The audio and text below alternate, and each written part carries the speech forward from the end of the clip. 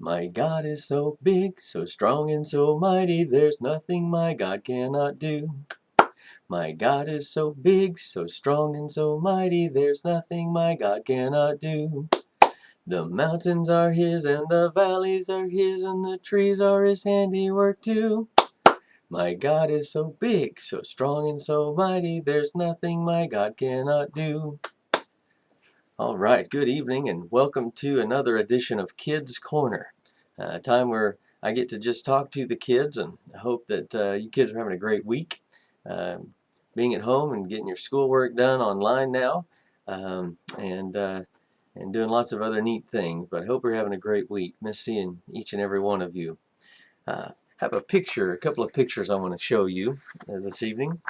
Let me show you this picture. What do you see there?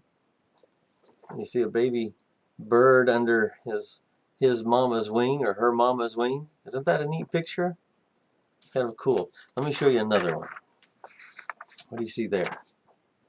Yeah, see another baby bird right there in the middle under his mama's wings.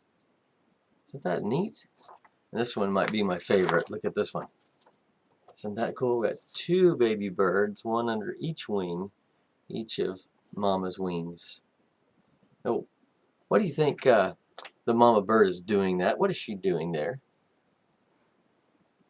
Yeah, she's putting the baby birds under her wings to protect them, to keep them warm, to keep them sheltered. And what are the baby birds doing? I mean, look, they're kind of snuggling in, aren't they? Getting really close to mama because they feel safe and they feel warm and they feel protected, right? And so it's kind of a neat thing how God designed mama birds to do that and to protect their babies and keep them warm and keep them safe. There's a scripture that kind of talks about this very thing in the book of Psalms. It's Psalms 91, and I'm going to read you about the first 6 verses of Psalm 91. It says, "He who dwells in the shelter of the Most High will abide in the shadow of the Almighty. I will say to the Lord, my refuge and my fortress, my God in whom I trust. For he will deliver you from the snare of the fowler and from the deadly pestilence. He will cover you with his pinions, and under his wings you will find refuge. His faithfulness is a shield and buckler. He will not fear the terror of the night, nor the arrow that flies by day, nor the pestilence that stalks in the darkness, nor the destruction that wastes at noonday." Now, I know that's a lot, and probably a lot of words in there you don't understand. So let me tell you what that psalm is saying. It's saying we can go to God, the Most High, the Almighty, to hide and for protection. And we say to God, you are my place of safety, my fortress. My God, I trust in you. And God will save you from hidden dangers and from deadly diseases. He will protect you, and it says he will cover you like a bird spreading its wings over its babies. You can trust God to surround and to protect you, to protect all of us, like a shield. It's a really neat scripture that just tells us that God will protect us when we're scared, we're frightened um, about things. He will take us under his wings, and he'll make us feel warm, and he'll make us feel safe and protect us from those things. We can read a number of stories in our Bible about people that God protected through lots of different circumstances. And I'm thinking about one in particular, and that's Daniel. And you probably know the story of Daniel. But I'm thinking about Daniel as he was thrown into the lion's den because he refused to pray to the king. And he continued to pray to God, which was against a law that the king made. You see, some of the other men that worked in the palace with the king and with Daniel, they were jealous of Daniel because the king was going to make Daniel their boss.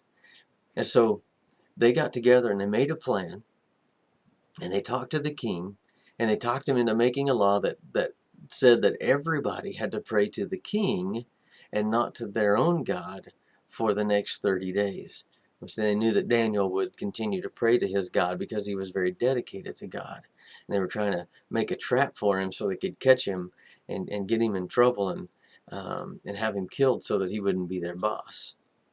And so they went to his house where Daniel would go to pray in his upstairs room. He did this after he heard this law was passed. And so he went to his upstairs room to pray 3 times a day. And they went to his house so that they could hear him praying and catch him doing what was against the law. And they did.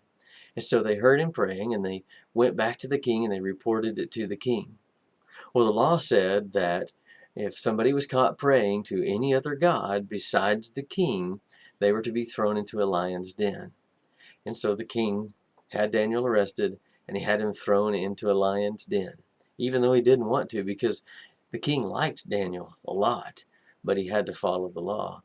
And so he had him thrown into the lion's den, and they had a big rock that they rolled over the entrance to the den and made sure that it was sealed with the king's ring, and it was sealed, and they left him there all night.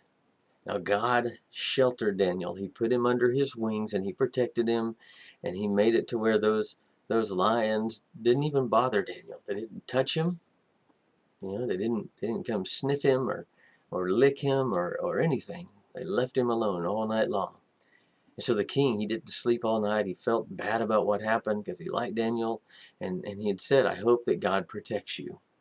That's the last thing he said to Daniel before they rolled the rock over.